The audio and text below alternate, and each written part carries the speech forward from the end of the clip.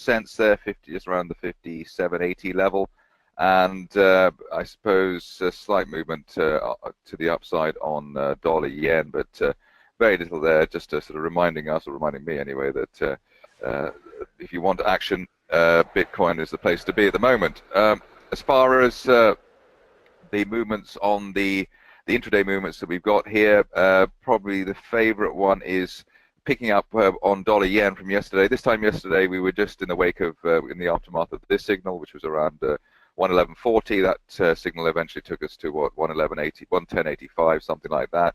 Now the equivalent on the buy side on this parabolic stop and reverse basis, so 111.20 or so, which was about a couple of hours, well, overnight really, basically, the signal came in there, and the notional stop was towards 110.90. We'll see whether the Japanese yen can actually go anywhere, because it hasn't really gone anywhere in the recent past. Going on to euro dollar, this is a 15-minute sweep, so the equivalent sweep of that we saw on dollar yen. I was trying to get this going really on the 5-minute time frame, but 5-minute very, very choppy indeed. I think yesterday we were somewhere around here, but there was a move to the upside, so there was money to take, let's say, towards 119.50 from 119, say 25.30, but rather choppy, and then we had the final sell-off overnight, and well, towards the end of the session, and then overnight. So the 15-minute looks rather more smooth on this particular time frame, selling basically this time, around 11 o'clock yesterday, and going gradually to the downside. But so far, that consolidation before up became a consolidation towards before mildly down. So a bit of a no man's land at the moment. Probably looking for 119.10 to break really, if you are following this without the technical indicators. Going on to the other markets, probably the most dramatic that I saw just before we opened up was dollar CAD, with that vertical move yesterday, consolidating here, and here we really would expect there to be a consolidation before up, so 127.50 to 70, and then breaking higher, probably in a manner according to these the trend lines I'm going to draw, so something like this. Over the next, say, 24 hours or so, heading towards, what's that, 128.20 or so. So looks like we've got a setup there with this sideways shuffle, as I call it, above former resistance. That was 127.50, so that does suggest to us that the next move here will be higher. So this looks like the low-hanging fruit on the FX side today. Otherwise, looking at euro-yen, again on the this is on the 5-minute time frame, so it's a faster market, so you can get away with that, let's say. Had a great move towards the end of the week, buy signal on the parabolic overnight, and then we've got this sell here, but interesting the way that there is a line of support there from earlier this month. It just hit that line there. What's that, 132.15, 132.20. So interesting to see whether that will follow through, then break this resistance here. So nice setup there, I would say, in terms of being possible continuation, and a very tight range there. So let's say 132.15 to 132.40, and just seeing which side will win on that particular setup. So that could be, after such a big triangle, that is very very much a market to keep an eye out on, or out for. Moving along to let's get to try some of the other markets there, if I can. Deleted some of them, but let's go onto the cable here. Very, very spiky here again on the 5-minute sweep, but the parabolics worked well.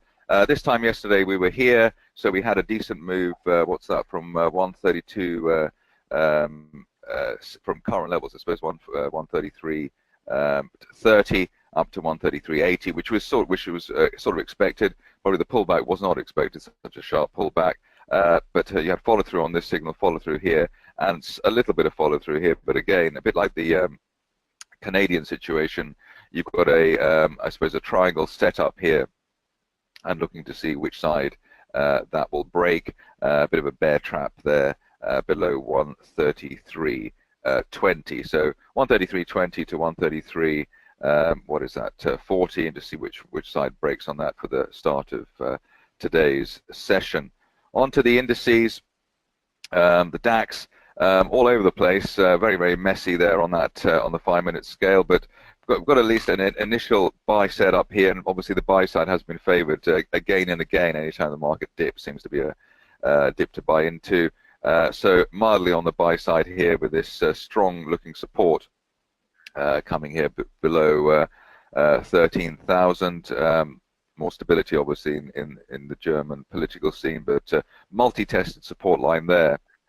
And I suppose at least initially one would be looking for that to hold, otherwise wait for 130.25 to break before going long. Again, we've got this sort of triangle situation going. Maybe you could even put it a bit tighter than that, but that's the sort of thing that I'm looking at here in terms of a breakout. And obviously the tighter these congestion areas are, the bigger the breakout can come in there. But obviously the DAX has been a buy, a very, very strong buy, and that multi-tested line seems to suggest that we will break to the upside. Overnight, if I can get it, overnight Dow futures, let me just get this. Overnight Dow futures. We've got, this is working quite well on the 5-minute here with the follow through on these parabolic signals, breakouts there, which was midday yesterday. Later in the session, the breakdown, and now finally again a break to the upside. Looks like we'll retest that 23,630 zone before or by the time of the open today. Just finishing off with the FTSE on this particular sweep. Well, before I go on to Russell, here this is the 5-minute chart. It's worked quite well on the FTSE actually. These are breaks to the upside there. Good follow through, breakdown here, and then for this morning, a nice breakthrough. Let's say 73.85 or so, with a nice, reasonably tight stop loss there as well, just around 73.75. Obviously looking initially for 74.15.20 to come in there. Major resistance, I suppose, really through that 74.20.30 band on the FTSE 100 at the moment. I can hear Russell shuffling in the background. How are you today, Russell? I'm very good. I'm very good. I'm going to be very. I have to shoot off because of obviously we haven't got a lot of time. So I am well. I mentioned patisserie yesterday as a passing comment. They went up 8.37%. Very good. They went into 16 Sainsbury's stores. That's one to look at. I did a small holding in that. I mean, I'm on a reasonable profit at the moment going forward. Shell this morning has come up with the anticipated announcement, which is the scrip dividend is being replaced by cash. I can't see that having a major impact because of obviously the dividend was always good, but obviously it is now moving from shares to obviously cash, which is positive for a lot of investors. The big news obviously is stress tests. All the banks passed, which basically means that them all passed. Yeah, well, RBS and Barclays have increased their boosted capital. The overriding situation may help RBS with its share price today, because obviously the government has suggested that they're going to do the sell-off by 2019 in March. Barclays failed last time, which has been underperforming the market all year, but I don't expect much of a movement there, but still it is up. Standard Chartered, which is now in a situation where they've been struggling to pay the divvy, that may see a gradual recovery, which I believe. But the big underlying kind of message, they've increased the counter-cyclical buffer, which they call it. Basically, consumer credit is so high in the UK, from car loans, etc., to personal finance. The pocket of risk is there, and they're increasing that to 1% from 0.5% shortly. So that's on the banks. In terms of very, very quickly, two results which I covered this morning. Topps Tiles come up with a final. They're 28.53% down for the year at 60.75. Their sales were down 2.89%. They tried to maintain their dividend, but they failed because of its 3.4p compared to 3.5, 2.9% down. Margin was slightly higher, but sales combined with profits down, 15% down. I think that's going to fall, and it's going to fall and continue to fall.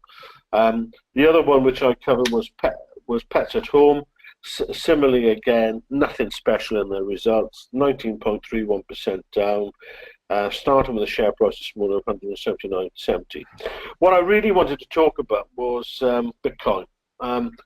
As a private investor, I've been challenged in my mind in terms of investing into this Bitcoin, and I've concerned myself in terms of how much risk I take. Now, in front of the FT today, IG Groups yesterday put some restrictions on because they are the world's largest online trading platform. They told the FT that they suspended some of their Bitcoin derivatives because the amount of basically attention it was getting, because more and more people are going into the market. The Bitcoin It's not because they're losing money on their. Sorry, it's not because they're losing money on their Bitcoin book, is it? No, it's they're nearing their internal limits for exposure. So the cryptocurrencies overall. All right. Okay. So the cryptocurrencies overall, there's so much coming in from private investors now, and we're all, quite a lot of us, myself included, have stood on the sidelines, not been as bold as yourself, Zach. Well, you know. And rather than taking CFDs or doing a margin trade, we're just talking about pure cash trading. A lot of people now are jumping in. As an example, 100,000 accounts were opened in the US over the weekend, just gone, over the Black Friday weekend. The main account provider, Coin, has got now 11.3 million accounts. Yeah. Which is more than some of the major trading companies, including Charles Schwartz. As much as JP Morgan?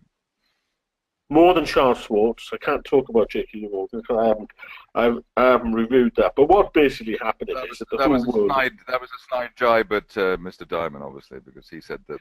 Yeah, obviously Mr. Diamond doesn't take this as Bitcoin. Currency. It's a fraud. It's a fraud, isn't it?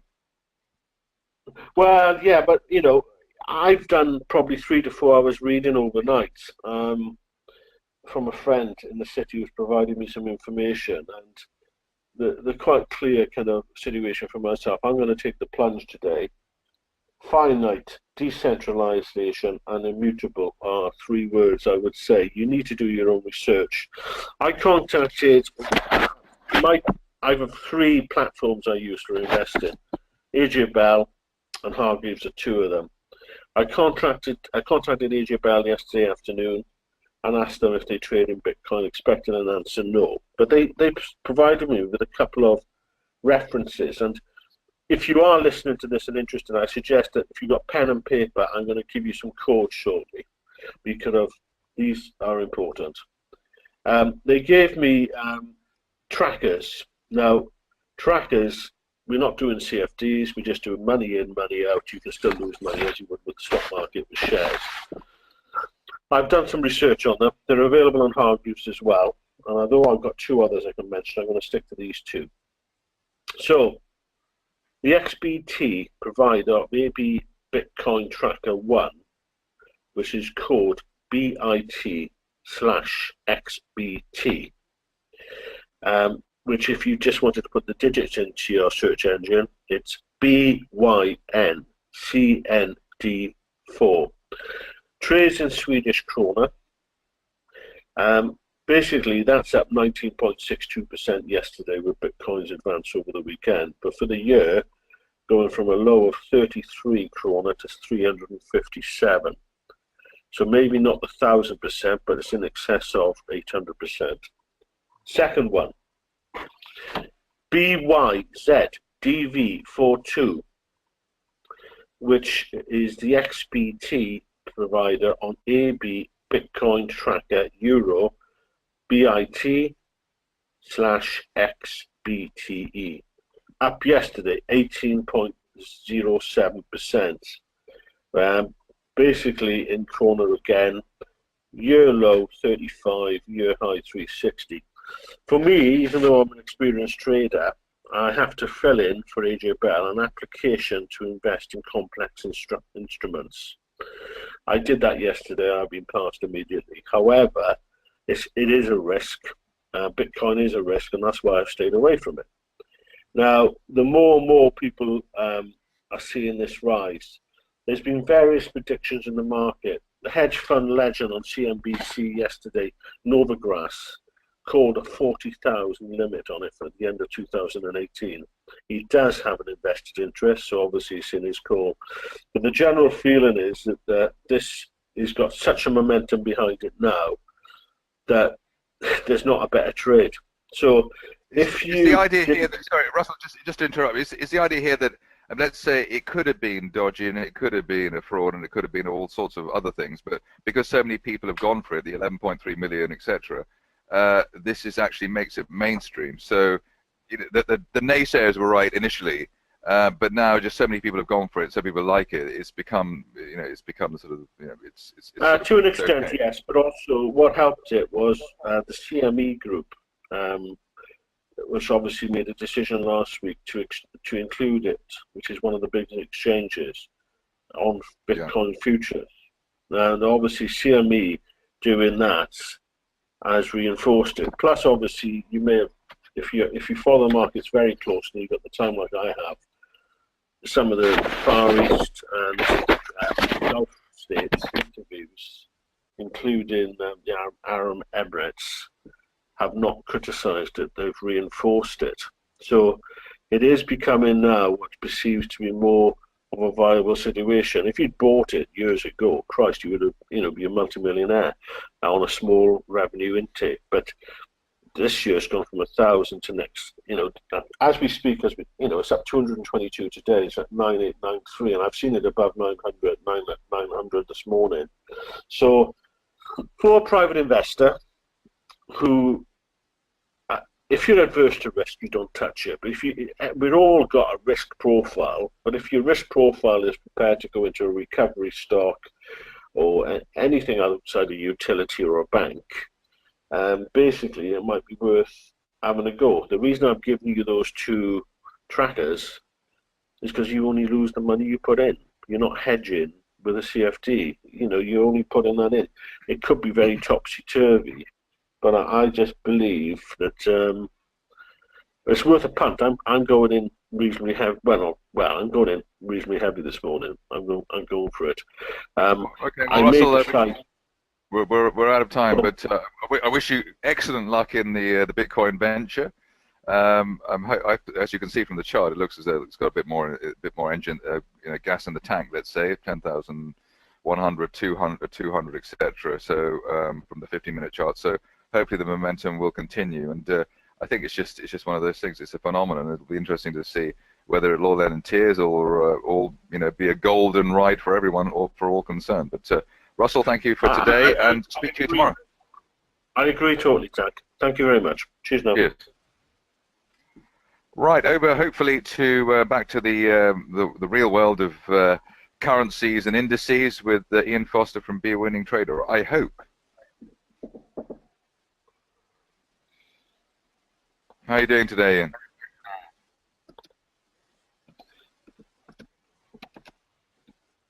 Are you with us?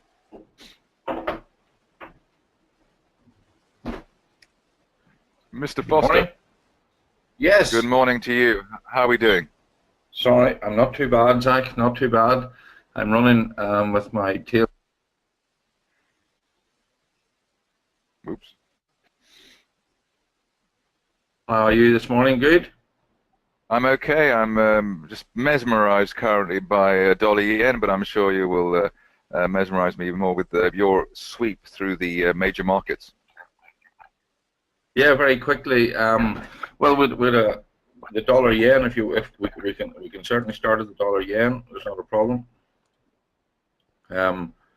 Here's where we are in the dollar yen. Again, on a 4-hour chart here, using my piece of software here, Zach, it picked it to perfection, indeed. And you can see now that we've our last vertical bar trading pattern high is up here at about 111.65. So that would be where it would firstly start to need to begin breaking upwards if it's going to stop this downward spiral, in my opinion. Getting back to the currencies first, as far as the euro dollar is concerned, I said yesterday when we were trading a bit lower that we had, or maybe it was a bit higher than where we're presently trading, but the objective was to take last week's high out to the upside, and indeed yesterday it did do that. It just done it and no more. Last week's high was 43, and again we are trading. We went to a high yesterday of 60. Exactly 60 exactly. So we've retraced from that. So in that perspective, here's where we are on the hourly charts have now started to go green. So that would indicate that there's certainly a bit of indecision here at this present minute in time. Is it preparing itself for the fall that I know David Paul was talking about? He was anticipating 71. Again, it's very important that we trade what we see. And I look into the smaller time frame charts a minute. You can see here the pound cable is on the weekly chart. Again, it has achieved its weekly price action objective. I did say yesterday that there's a major hurdle up here at 134.00. If it is to go higher, with this low of 130.26. Now, what was key with cable and what it looks reasonably bullish is the fact that it did take this 133.20 level out, which was a bearish bar here. Not only a bearish bar, a bearish outside bar. All trading within this large range of 134.00 to 130.26, but it did take it out to the upside yesterday. But again, there's that hurdle of 134.00 in cable, whereas I did say that there was no hurdle in the euro dollar. Again, you can see cable has come off quite significantly. Well, not significantly as such, but it has fallen back here. But we're just starting to see blue starting to appear. So let's take a look at the smaller time frame charts, and there's where we are with a completely different picture here. Look at the price action this morning so far, Zach, and I know that we're just on the verge of getting the FTSE open, etc., and that will probably have some reflection on what the currencies are going to do. We have red bars here, so again, to trade what we see. And if I go back to the larger time frame charts, to trade what we see, and I just want to put on a daily time frame bar here. Please bear with me. This is what we had yesterday. We had a very bearish bar in cable after taking the high out, and again it has went lower this morning.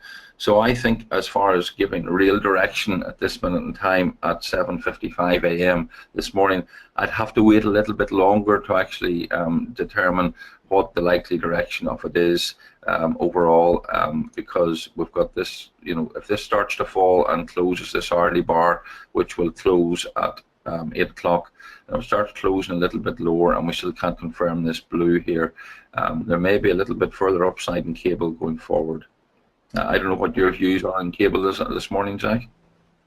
Well, I think I was probably more on the negative side, but I think in my original my sort of summary earlier on, it looks as though there's just we're boxed in a little range there, and probably in the first between 8 and 9 we'll have the breakout on many of the currencies, the Canadian as well. They're sort of boxed into a little price action, and usually by this time of the day they've actually made their move, the move they're going to make. Yeah, I don't think the move's actually made. There was a lovely setup trade yesterday afternoon, just after 3:30 p.m. when we had the red bars and a 5-minute chart and cable appear. Yeah. We made a lower vertical bar trading pattern high, and it fell. So there was a nice intraday move yesterday in cable, again with the guidance chart. Now, just on the cable, we have the guidance chart here, where there's a 5-minute chart and a 15-minute chart here. The guidance chart is green. So therefore, we're very much neutral here at the minute. So it just depends what pattern from an intraday basis that starts to form in cable before I can give a real proper view. And I'm sorry, because there's no real move has taken place here yet, Zach. There's no real move. It's moved down, and it's now started to move up again. Getting on to the indices, again, the FTSE was very bearish yesterday. I said that the 73.88 level here, and I think it broke through the low here, was 73.80. An outside vertical bar to the downside.